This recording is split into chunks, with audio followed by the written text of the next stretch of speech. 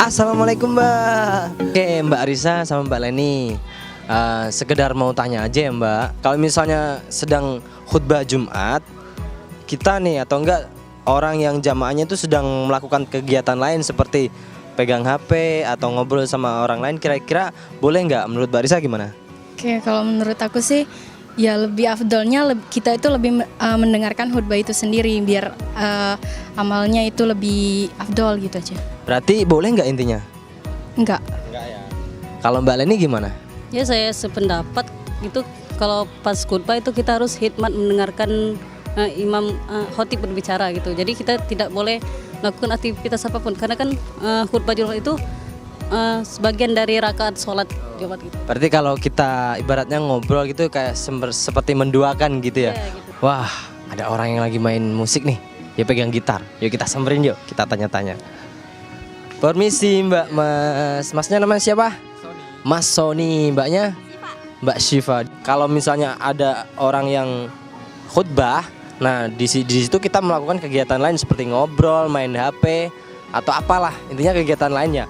Boleh nggak Mas Sony dulu ya? Nggak boleh.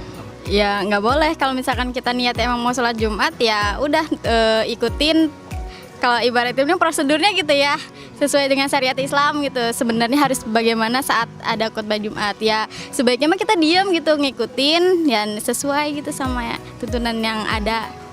Bolehkah ketika khotib berkhutbah jamaah itu bicara? Nah, pertama bicara dulu. Bicara itu bisa bicara sendiri atau bicara dengan orang lain. Bicara sendiri itu bisa misalnya berzikir. Nah, ini menjadi hukum sendiri nih. Kalau di masjid-masjid NU, di masjid-masjid kampung dulu, setiap khotib mau naik itu mesti ada muadzin baca sebuah hadis. Idza sha'idal khatibu 'alal mimbar fala yatakalamanna ahadukum. Kalau ada khotib sudah naik mimbar, jangan ada jamaah yang ngomong. Hadis Bukhari ini. Waman yatakallam faqad lagha. Orang yang ketika khotib naik mimbar kok bicara faqad lagha, maka dia itu dianggap lagha. Lagha itu lalai. Waman lagha fala jum'atalah. Kalau lalai fala jum'atalah, tidak ada jumatan. Nah, tidak ada jumatan itu maknanya jumhur ulama mengatakan tidak sempurna jumatannya. Sehingga orang yang berbicara ketika khotib naik mimbar itu dihukuminya tidak mendapatkan pahala yang sempurna, bukan batal. Nah, begitu. Jadi sebetulnya bahasa secara hukum fikihnya bisa jadi makruh. Karena faqad lagho itu fala jum'atalah di situ difahamin tidak sempurna jumatannya. Sehingga kalau ada khotib khutbah kemudian dia ngomong tadi tuh ngomong apa ini masalahnya? Kalau dia ngomong sendiri gitu, apalagi ngomong dengan orang lain, ngobrol. Kan begitu. Nah, ngobrol itu bisa jadi ngobrol dengan handphone. Ngobrol temennya yang ada di sana. Yang ada di jauh, dia WhatsAppan, dia main Facebook, dia main Instagram, itu juga ngomong. Buktinya ngomong apa? Di surat Yasin itu adalah ada ayat bunyinya al-yawma nakhtimu ala afwahihim wa tukallimuna aydihim. Loh, ternyata tangan itu yang ngomong. Nanti pada hari mulut ditutup, yang bicara apa? Tangannya. Sekarang orang nggak ngomong, yang ngomong tangan. Ini termasuk bicara.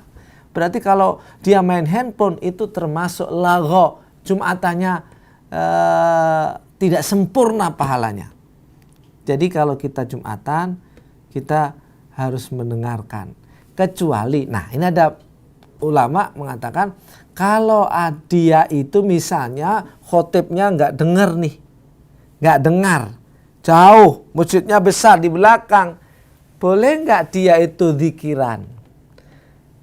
Ada ulama membolehkan berzikir asal tidak kenceng. La ilaha illallah, ini salah, mengganggu. Zikirlah dalam hati. Zikir di dalam hati boleh. Wallahu a'lam bishawab. Dengan Mas siapa ya, Mas? Septian. Septian. Mas Septian. Oh ya gini Mas. Menurut Mas gimana? Kalau misalnya kita sholat Jumat itu kita baru berangkat nih lari-lari karena telat kan. Iqomah selesai, kita nggak dapat khutbah. Gimana itu Mas? Menurut Mas pendapatnya? Kalau dari saya sendiri ya daripada kita nggak sholat Jumat, mending dilanjut aja kan. Dilanjut apa nih? Ya ikut sholat kayak gitu, meskipun di sini nggak ikut khutbah, ya kita ikut aja. Ya mungkin khutbahnya bisa diganti, nanti habis sholat Jumat kita bisa sholat zuhur habis itu. Barang siapa man adroka rokatan, barang siapa ketemu 1 rakaat imam fakot adrokas sholah, maka dia mendapatin sholatnya. Nah, yang dimaksud jamaah atau makmum terlambat ketika Jumatan itu batasnya adalah kalau dia tidak mendapatkan 1 rakaat terakhir sang imam Jumatan. Kalau dia masih mendapatkan 1 rakaat saja, maka dia masih mendapatkan Jumatannya. Lah 1 rakaat hitungannya bagaimana? 1 rakaat Jumatan itu kalau dia masih mendapatin rukuknya imam pada rakaat kedua, dia dihitung 1 rakaat. Artinya kalau dia sudah imamnya atahiyat akhir, dia sudah nggak dapat Jumatan.